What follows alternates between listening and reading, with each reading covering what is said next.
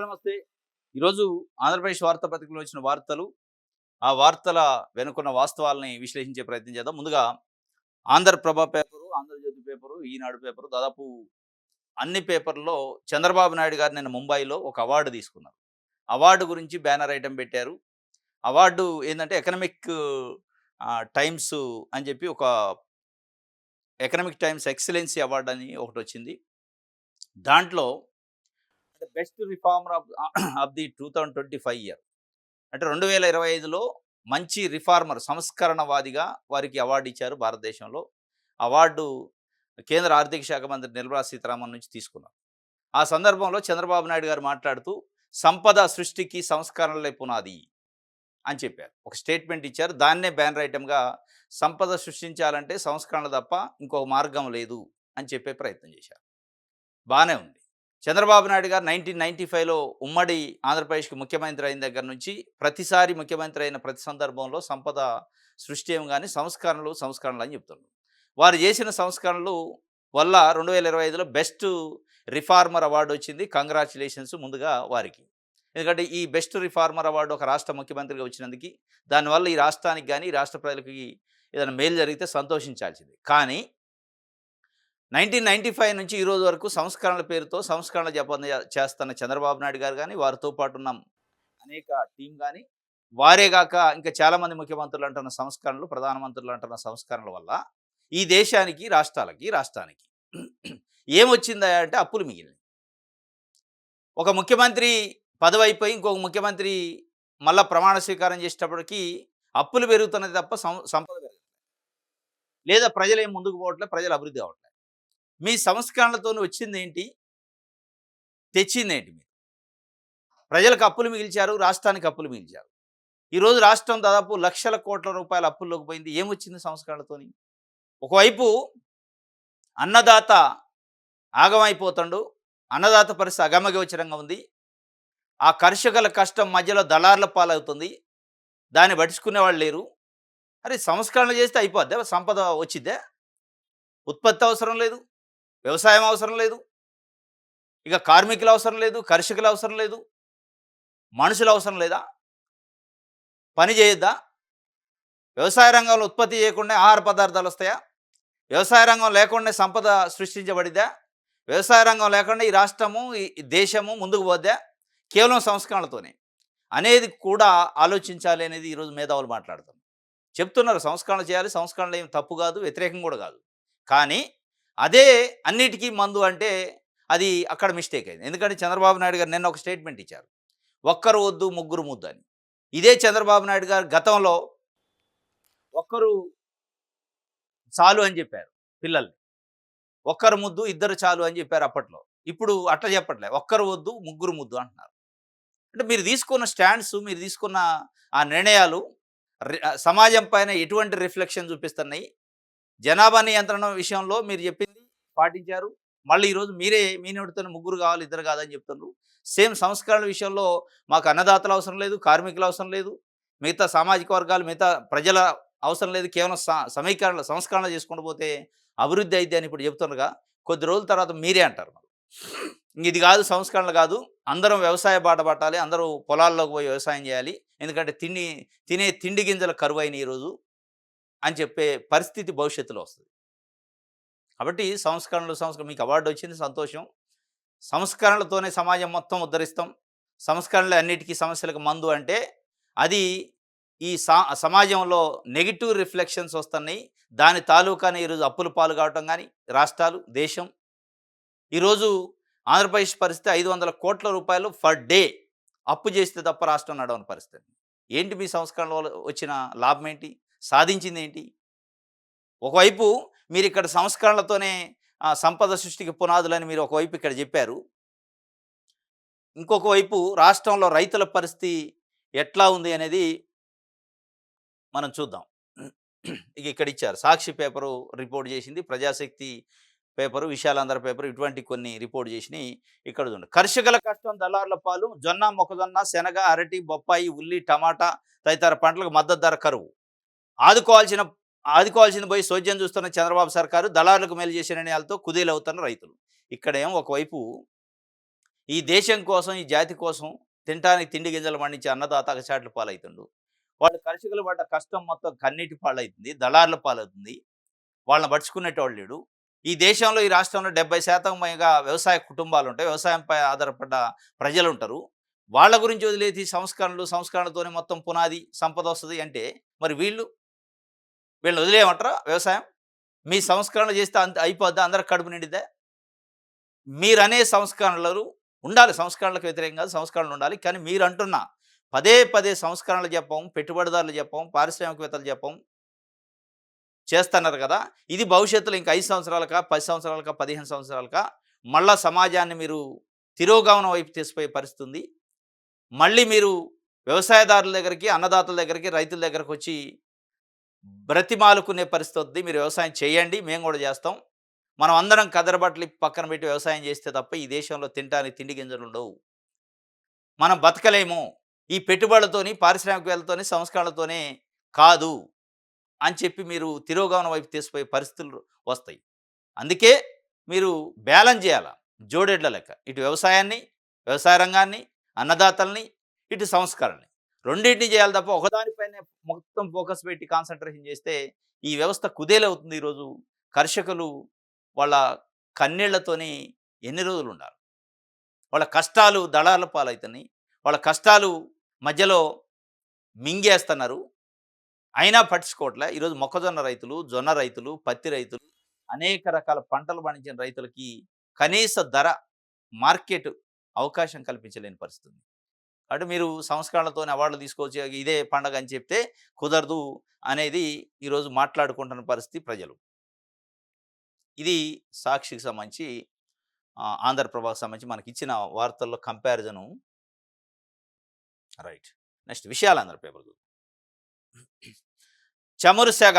Petrol బంకుల వద్ద భారీ క్యూలు. సరఫరాకు వినియోగానికి మధ్య పెరుగుతున్న అంతరం. అనేక జిల్లాల్లో మూతపడుతున్న బంకులు. చమురు సెగలు ఆంధ్రప్రదేశ్లో అంటుకున్నాయి. పశ్చిమాసియాలో యుద్ధం సెగల వల్ల వాస్తవంగా తెలంగాణలో కూడా ఆ మధ్యకాలంలో ఉంది. తెలంగాణలో ఫ్రీ అయింది గ్యాస్, చమురుకు సంబంధించి పెట్రోల్, డీజిల్. ఎందుకో నిన్న ఆంధ్రప్రదేశ్లో మొత్తం బంకులు కిటకిటలాడిని. ఆ పెట్రోల్ బంకులు, డీజిల్ బంకుల దగ్గర పెద్ద ఎత్తున ప్రజలు ఇంధనం కొరత నివారణకు చర్యలు తీసుకుంటున్నామని ప్రభుత్వం ఒకవైపు చెప్తుంది. నో స్టాక్ బోర్డులు, నో డీజిల్, నో పెట్రోల్ బోర్డులు పెడుతున్నారు. మరి ఆంధ్రప్రదేశ్కి ఏమైంది? అది డబుల్ ఇంజన్ సర్కారు. ప్లస్ అక్కడ పోర్టులు ఉన్నాయి. విశాఖపట్నం లాంటి పోర్టులు, కాకినాడ లాంటి పోర్టులు, మొత్తం చమురు అక్కడి నుంచే వస్తుంది. అక్కడ ఏమైందో కానీ మొత్తానికి ఒక ప్రచారం లేవటంతో పెద్ద ఎత్తున క్యూ కట్టారు. ఇంకోటి, రాజ్యసభ రేసు. బీజేపీ నుంచి అన్నామలైని ప్రతిపాదించారట. ఆంధ్రప్రదేశ్ నుంచి రాజ్యసభ బీజేపీ పార్టీ నుంచి తమిళనాడు రాష్ట్రానికి సంబంధించిన అన్నామలై బీజేపీ లీడర్ని ఆంధ్రప్రదేశ్లో రాజ్యసభకి పంపాలా, ఆంధ్రప్రదేశ్ రాష్ట్రం నుంచి. మరి ఆంధ్రప్రదేశ్ రాష్ట్రంలో లేరా బీజేపీ నాయకులు? ఆంధ్రప్రదేశ్ రాష్ట్రంలో అసలు రాజ్యసభకు అర్హత ఉన్నోళ్ళు లేరంటే ఆయనకు అక్కడ టికెట్ నిరాకరించారు లాస్ట్ టైం. ఇప్పుడు జరుగుతున్న ఎన్నికల్లో అన్నామలైకి ఇక్కడ అకామిడేట్ చేయాలి.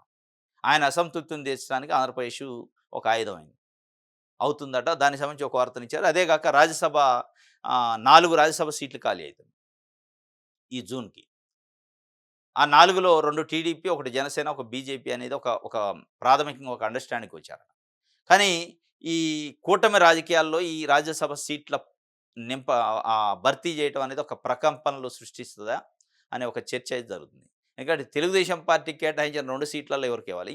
బీజేపీ సీట్లు తీసిపోయి తమిళనాడు అతనికి ఇస్తే ఇక్కడ ఆంధ్రప్రదేశ్లో సెంటిమెంట్ ఏమైనా లేస్తుందా? స్థానికులు ఎవరు లేరని అక్కడ ఎట్లా ఇస్తారని చెప్పి జనసేనకు సంబంధించి లింగనమనే రమేష్ అని ఒక పారిశ్రామికవేత్త, ఆయన చుట్టూ వివాదాలున్నాయి. ఆయన పేరుని వాళ్ళు దాదాపు ఫైనల్ చేశారట. లింగనమనేని రమేష్‌కి కేటాయించడం జరిగితే చాలా విమర్శలు వచ్చే అవకాశం ఉంది జనసేన పార్టీ. మార్పు కోసం మేము రాజకీయ పార్టీ పెట్టినాం, రాజకీయాలు చేస్తున్నాం అని చెప్పే పవన్ కళ్యాణ్ గారు చుట్టూ వివాదాలున్న వ్యక్తి తప్ప ఇక దొరకలేదా అనే ఒక చర్చ వచ్చే అవకాశం ఉంది. ఇక తెలుగుదేశం పార్టీ నుంచి భారత్ బయోటెక్ అధినేత ఎల్లా కృష్ణ పేరు, గల్లా జయదేవ్ పేరు, సానా సతీష్ ఇప్పుడు ఖాళీ అయ్యే రాజ్యసభలో సానా సతీష్ కూడా ఉన్నాడు. టీడీపీ నుంచి 3 వైఎస్ఆర్సీపీ, ఒక టీడీపీ ఖాళీ అయింది. ఆయనకు మళ్ళీ రెన్యువల్ చేయాలని. ఇంకోటి, రాజేష్ అని నారా లోకేష్ గారికి చాలా సన్నిహితుడు, దగ్గర వ్యక్తి, ఆయనకి ఇవ్వాలనే ఒక చర్చ జరుగుతుందట. అసలు ఈ ఈ రాజ్యసభ అనేది కూటమిలో కుంపటి ప్రకంపన లేపే అవకాశం ఉందా? ఎందుకంటే రాజ్యసభ కానీ ఎమ్మెల్సీ ఖాళీలు అయితే పారిశ్రామికవేత్తలకి, పెట్టుబడిదారులకి, బడాబాబులకి ఇస్తున్నారు కూటమి ప్రభుత్వం. ఇప్పటివరకు మనం చూసిన దాంట్లో. ఇప్పుడు ఎల్లా కృష్ణ ఒక పారిశ్రామికవేత్త, గల్లా జయదేవ్ ఒక పారిశ్రామికవేత్త, సానా సతీషు ఎవరు, కిలార్ రాజేష్ ఎవరు, వీళ్ళు చెప్తున్న పేర్లలో. వీళ్ళంతా తెలుగుదేశం పార్టీకి దగ్గర అదే సామాజిక వర్గానికి సంబంధించిన వ్యక్తులు. తెలుగుదేశం పార్టీకి ఆర్థికంగా అన్ని రకాలుగా సహకరించిన వ్యక్తులు కాబట్టి ఇస్తారు. లింగంనేని రమేష్ జనసేన పార్టీ చెబుతున్న ఆయన పారిశ్రామికవేత్త, ఆయన పైన వివాదాలున్నాయి. ఇక బీజేపీ ఇస్తున్నదైతే మరీ అసలు ఆంధ్రప్రదేశ్ ఆత్మగౌరవాన్ని లెక్కజేయనితనం, తమిళనాడులో ఉన్న వ్యక్తిని తీసుకొచ్చి ఇక్కడ ఇస్తారట. ఇది రేపు కూటమిలోనే కాదు, ప్రకంపనలో కుంపటి. ఆంధ్రప్రదేశ్‌లో కూడా ఒక ప్రకంపనలు సృష్టించే అవకాశం ఉంది. అన్నామలైకి ఇవ్వటం జరిగితే తెలుగుదేశం పార్టీ, చంద్రబాబు నాయుడు గారి పరిస్థితి ఏంటి? బీజేపీ అలయన్స్ పార్టీ కాదు, బీజేపీకి ఒక సీట్ కేటాయించడం తప్పులేదు. ఇప్పటికే అసలు సీట్లు గుంజుకుంటున్నారు, కేటాయించడం కాదు.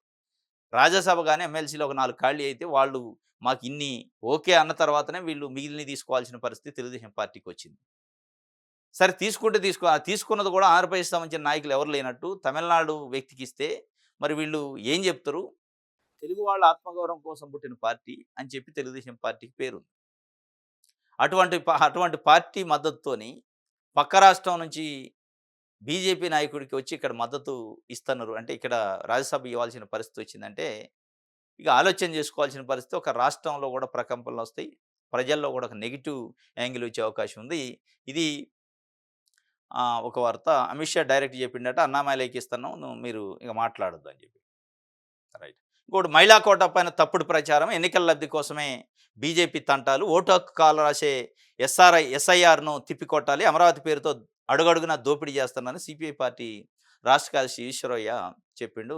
మహిళా కోటాతోనే బీజేపీ అండ్ తెలుగుదేశం పార్టీ తప్పుడు ప్రచారం చేస్తుంది. ఈ తెలుగుదేశం పార్టీ చంద్రబాబు నాయుడు గారు అయితే ఒక అడుగు ముందుకేసి అసెంబ్లీ ప్రత్యేక సమావేశాలు పెడతారట. మహిళా కోటకి మద్దతు. ఎప్పుడు కోట ఎప్పుడు అయిపోయింది, అప్పుడు పార్లమెంట్లో వీగిపోయింది. ఇంక మళ్ళీ ఇప్పుడు మద్దతు ఏంటి అంటే అదొక స్టైలు. ఎందుకు స్టైలు? మేము కూడా మహిళల కోసం నిలబడ్డామని చెప్పుకోవడం కాదు, నిలబడి దాని ఫలితాన్ని అందించాలి. ఫలితాన్ని అందించే కార్యక్రమం నిజంగానే చంద్రబాబు నాయుడు గారు ఉంటే, మహిళలకు 33% చట్టసభల్లో రిజర్వేషన్ ఇవ్వాలి అనే పట్టుదల, ఆయన కమిట్మెంట్ ఉండుంటే, మొన్న ఈ మధ్య కాలంలో ప్రత్యేక సమావేశాలు పార్లమెంట్ 3 రోజుల పాటు పెట్టి మహిళా కోట అండ్ డీలిమిటేషన్ పెట్టిన రోజే ఢిల్లీలో కూర్చొని, నిజంగా మహిళల కోసం ఉంటాయి, ఢిల్లీలో కూర్చొని నరేంద్ర మోడీ అమిత్ షాని కన్విన్స్ చేసి డీలిమిటేషన్ లింక్ను తొలగించి కేవలం మహిళా బిల్లు ఒకటే పెట్టండి, లేదంటే 2 బిల్లులకు మేము ఇండియా కూటమి వైపు మొగ్గు చూపుతాం, ఎన్డీఏ కూటమి నుంచి మేము మద్దతు ఇవ్వం ఎన్డీఏ కూటమికి ఈ విషయంలో అని చెప్పుంటే మహిళా బిల్లు పాస్ అయ్యేది. అదంతా అయిపోయిన తర్వాత ఇక్కడ వచ్చి మహిళా బిల్లుకి మేము అసెంబ్లీ సమావేశాలు పెట్టి మద్దతు ఇస్తామంటే దేనికి మద్దతు? మీ ప్రచారం కోసమా? అనేది నిజంగా మహిళల పైన కమిట్మెంట్ ఉంటే ఆ రోజు చెప్పాలి. ఢిల్లీలో కూర్చొని చక్రం తిప్పాల్సి ఉంది. డీలిమిటేషన్ లింక్ను తొలగించి కేవలం మహిళా బిల్లే పెట్టుంటే పాస్ అయ్యేది, ఏకగ్రీవంగా పాస్ అయ్యేది. దాన్ని పాస్ చేయించాల్సిన బాధ్యత కేవలం చంద్రబాబు నాయుడు గారి పైనే ఉంది. ఎందుకు అంటే బీజేపీ లింక్ పెట్టాలని చూసింది, ఆ లింకును తొలగించే కత్తెర, ఆ లింకు చంద్రబాబు నాయుడు గారి దగ్గర ఉంది. చంద్రబాబు నాయుడు గారికి సంబంధించిన ఎంపీలతోనే ఆధారపడి ఇవాళ ఎన్డీఏ కూటమి అక్కడ నిలబడది. వారు ఒక్క మాట ఆ లింక్ తొలగిస్తావా లేదా మద్దతు ఇవ్వకుండా ఉండాలా అని ఉంటే ఆ లింక్ తొలగించేవాళ్ళు. తొలగించుంటే పాస్ అయ్యేది, ఈ అవసరం లేకపోయేది ఈ ప్రచారం. ఇప్పుడు ఇదేంది? ప్రత్యేకంగా సమావేశాలు అసెంబ్లీ పెట్టి మహిళా బిల్లుకి మద్దతు అంటే ఎక్కడుంది మహిళా బిల్లు? లేదు కదా. ప్రచారం మేము కూడా మహిళల కోసం ఉన్నాం అని చెప్పుకోవడానికి కానీ ఆడ పనిచేసే పరిస్థితి లేదు. ఇది ఒక వార్త. విషయాలందరికి సంబంధించి రైట్.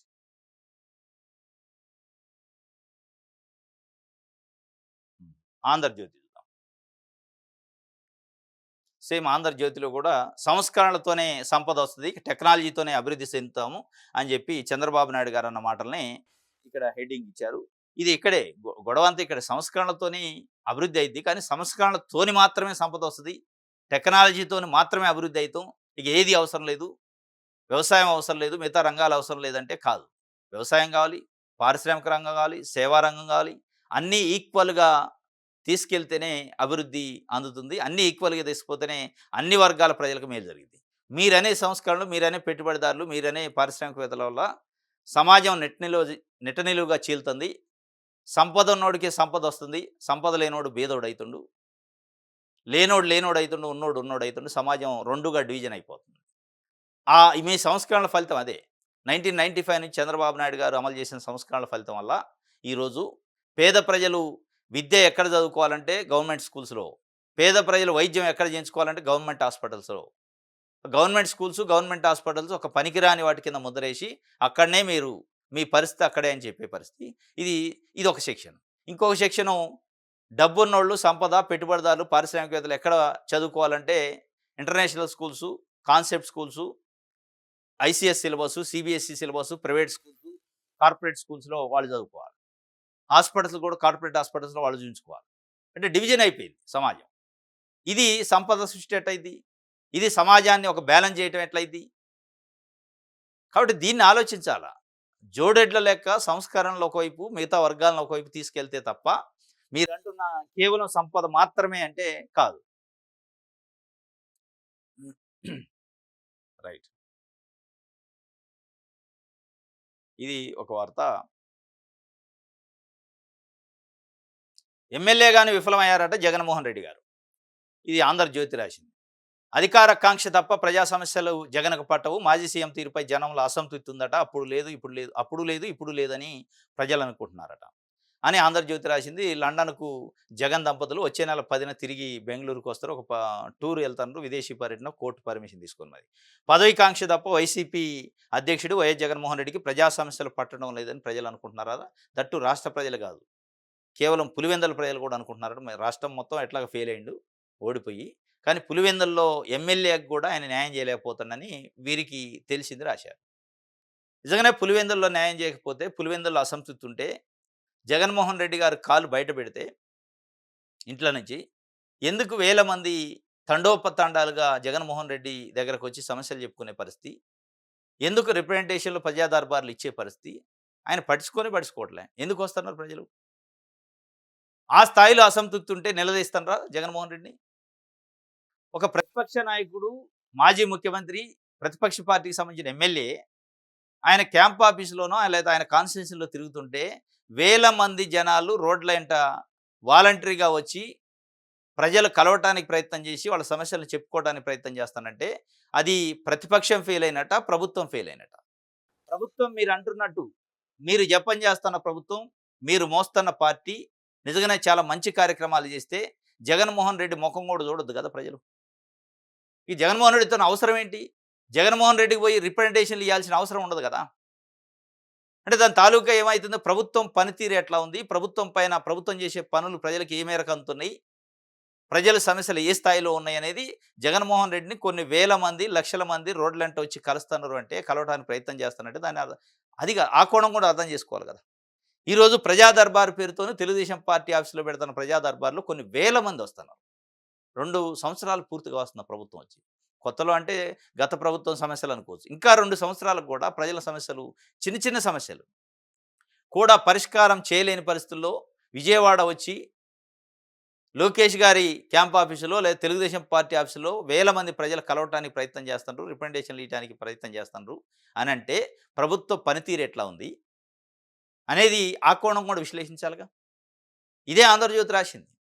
ఒక గంటలో దాదాపు 4700 దరఖాస్తుల్ని పరిష్కరించిండు నారా లోకేష్ గారు. ఒక గంటలో 4700 మంది రిప్రజెంటేషన్‌లు తీసుకొని నారా లోకేష్ గారిని కలవటానికి, సమస్యలు చెప్పుకోవడానికి వచ్చారంటే, మరి ఏ స్థాయిలో సమస్యలు తిష్ట చేసి ఉన్నాయి? ఏ స్థాయిలో ప్రభుత్వం అలసత్వం ఉంది? అనేది మనం ఒక జర్నలిస్ట్‌గా, ఒక పత్రికగా విశ్లేషించొద్దా? కేవలం జగన్మోహన్ రెడ్డి మీద ఒక టార్గెటెడ్‌గా చెప్పి ఇక ఫెయిల్ అయిండు అంటే ఫెయిల్ అయితే ఫెయిలా? పాసా? మనం కాదు చెప్పాల్సింది. ప్రజలు చెప్పాలా. ప్రజల రెస్పాన్స్ స్పందనే ఫెయిల్, పాస్ తెలుస్తది. ప్రజలు ఓట్లేసేదే ఫెయిల్, పాస్ తెలుస్తది. అది ఎలక్షన్స్ వచ్చినప్పుడు. ఇప్పుడు మనం ఒక జర్నలిస్ట్‌గా పత్రికలో ప్రజల పక్షాన మాట్లాడాలి. ప్రజల పక్షాన ప్రశ్నించాల్సి వస్తే ప్రభుత్వం ఏం చేస్తుంది? కేవలం ప్రతిపక్ష నాయకుడు ఫెయిల్ అయ్యిండని ఒక వార్త రాసి వదిలేసే కంటే, ప్రభుత్వం ప్రజలకు చేయాల్సింది చేస్తుందా? లేదా? ప్రజలు ఇంకేం కోరుకుంటున్నారు? ఏమి ఆకాంక్షిస్తున్నారు? ఏమి హామీలిచ్చింది? ఏమి అమలు కావట్లేదు? ఏమి అమలైనయి? అనేది చెప్పాలా. అది వదిలేసి కేవలం జగన్మోహన్ రెడ్డి విఫలమైండా అయిపోయిందిగా, మనం ఇక పట్టించుకోవాల్సిన అవసరం లేదన్నంత ఈజీగా వార్తను రాసేశారు. రైట్. ఇది 'ఆంధ్రజ్యోతి'కి సంబంధించి. రైట్. ఈనాడు చూద్దాం.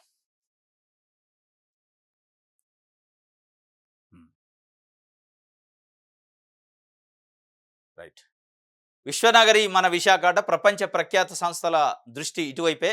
28న Google mega data centre, AI హబ్‌కు శంకుస్థాపన, రాష్ట్ర ఐటీ రంగ భవిష్యత్తును మలుపు తిప్పే గేమ్ చేంజర్. ఏఐలో సరికొత్త బ్రాండ్ ఇమేజు, సెమీ కండక్టర్ల విభాగంలోనూ రాబోతున్న పరిశ్రమలు, గూగుల్ క్లౌడ్ పరంగా ఆసియాకి గేట్‌వే, నిర్మాణ సమయంలోనే వేల సంఖ్యలో ఉద్యోగ, ఉపాధి అవకాశాలని చెప్పి ఒక వార్తని విశ్వనగర్‌గా మన విశాఖపట్నం ప్రపంచ ప్రఖ్యాతి సంస్థల దృష్టి ఇటువైపు ఉంది. కానీ పెట్టుబడులన్నీ విశాఖపట్నానికి వస్తున్నాయి. రాజధాని ఏందంటే అమరావతి అంటాడు చంద్రబాబు నాయుడు గారు. జగన్మోహన్ రెడ్డి గారు ముఖ్యమంత్రిగా ఉన్నప్పుడు రాజధాని విశాఖపట్నం, పరిపాలన రాజధాని, శాసన రాజధాని అమరావతి, న్యాయ రాజధాని కర్నూలు అని 3 చెప్పిండు. ఏదైతే జగన్మోహన్ రెడ్డి రాజధానిది పరిపాలనా రాజధాని విశాఖపట్నం ఉందో దాని చుట్టే ఈరోజు రాష్ట్రం అభివృద్ధి, రాష్ట్రానికి పరిశ్రమలు, పెట్టుబడులు వచ్చేదంతా దాని చుట్టూ ఉంది. వాళ్ళు నిజంగానే జగన్మోహన్ రెడ్డి చెప్పిన పద్ధతిలో విశాఖపట్నాన్ని రాజధానిగా పెట్టుకొని, పరిపాలనా రాజధానిగా ఆ ఉన్న ఇన్‌ఫ్రాస్ట్రక్చర్‌ని వాడుకొనుంటే ప్రభుత్వం పైన భారము తగ్గేది. ఈరోజు ఒక బ్రాండ్ ఇమేజ్ వచ్చేది. ఎందుకంటే పరిశ్రమలు మొత్తం ప్రపంచం అంతా అక్కడ చూస్తుంది. ప్రపంచం అంతా విశాఖపట్నం వైపు చూస్తుంటే, మనం అమరావతి వైపు చూస్తే, ఈ అమరావతి నిజంగా ఆ స్థాయిలో 1,00,00,00,000,000తోని అభివృద్ధి చేసే పరిస్థితి ఉందా? అంత సంపద మనకుందా? మన ఆర్థిక పరిస్థితి ఏంటి? ఆలోచన చేయట్లేదు ఇప్పటికి కూడా చంద్రబాబు నాయుడు గారు ప్రభుత్వం. ఆలోచన చేయకపోతే భవిష్యత్తు చాలా ప్రమాదకరంగా, ప్రశ్నార్థకంగా మారిద్ది ఆంధ్రప్రదేశ్ పరిస్థితి అని ఇప్పటికే మేధావులు, ఆర్థిక నిపుణులు చెబుతున్నారు. దట్టు శివరామకృష్ణన్ కమిషన్ చెప్పింది. అమరావతి అసలు ఫాజిబిలిటీ లేదు రాజధానికని. అయినప్పటికీ అక్కడనే గట్టిగా పట్టుబట్టి పెడుతున్నారు. వీళ్ళు ఎంతైతే పట్టుబడుతున్నారో చంద్రబాబు నాయుడు గారు గాని, ప్రభుత్వం గాని, తెలుగుదేశం పార్టీ గాని, ఆ స్థాయిలో పెట్టుబడిదారులు అటు అటు మొఖం కూడా చూపియట్లే. మొత్తం విశాఖపట్నం వైపు చూస్తున్నాం. సరే విశాఖపట్నం వైపు చూడకూడదా అంటే చూడొచ్చు. విశాఖపట్నంతోటో పాటు విశ్వనగరం చేస్తాం, అమరావతిని అని చెప్తున్నారు. హైదరాబాద్ ప్లస్ రాజధాని అయిద్దని చెప్తున్నారు. మరి ఆ స్థాయిలో రావాలి కదా! సంస్థలు, కార్పొరేట్ సంస్థలు అంటే రావట్లేదు. కేవలం రాజధాని అంటే ఇప్పుడు జరుగుతున్న అసలు పరిణామాలు చూస్తుంటే రేపు అమరావతి ఒక విశ్వనగరం అయితే కాదా పక్కన పెడితే, కేవలం అమరావతి ఒక పరిపాలనా రాజధానిగా మాత్రమే ఉంటదా? కేవలం శాసనసభ, సెక్రటేరియట్, ఈ మంత్రులు, ఎమ్మెల్యేలు వాళ్ళ నివాసాలు, లేదా రాష్ట్రానికి సంబంధించిన హెడ్ ఆఫీసులు ఈటి వరకే పరిమితమైతే నిజంగా పారిశ్రామికవేత్తలు, పెట్టుబడిదారులు ఇట్లాంటి సాఫ్ట్‌వేర్ కంపెనీలు వస్తాయంటే అనుమానంగానే ఉంది. మొత్తం అటు చూస్తున్నారు విశాఖపట్నం వైపు. ఇది ప్రమాదం. వీరు చెప్తున్న విశ్వనగరం, ప్రపంచ స్థాయి రాజధాని అనేది అప్పుడు డొల్లతనం ఇది. కేవలం రాజధాని అంటే రాజధాని అడ్మినిస్ట్రేషన్ పరంగా. ఇప్పుడు గుజరాత్‌కి ఎట్లయితే ఉందో, అట్లా కేవలం అది ఒక రాజధాని ప్రాంతంగానే మాత్రమే ఉంటది తప్ప, దాని చుట్టూ కావాల్సిన ఇప్పుడు హైదరాబాద్ పరిస్థితి ఎట్లుంది? అట్లా వచ్చే అవకాశాలు లేవు అనిపిస్తుంది. ఇది ఈనాడు పేపరు విశ్వనగరి విశాఖపట్నం వైపు ప్రపంచం చూపు అని చెప్పి ఒక వార్తనిచ్చింది. ఇది ఈనాడు సంబంధించి. ఇది ఈరోజు న్యూస్ అనాలిసిస్. రేపు తాజా వార్తలతోని తిరిగి కలుసుకుందాం. Thank you.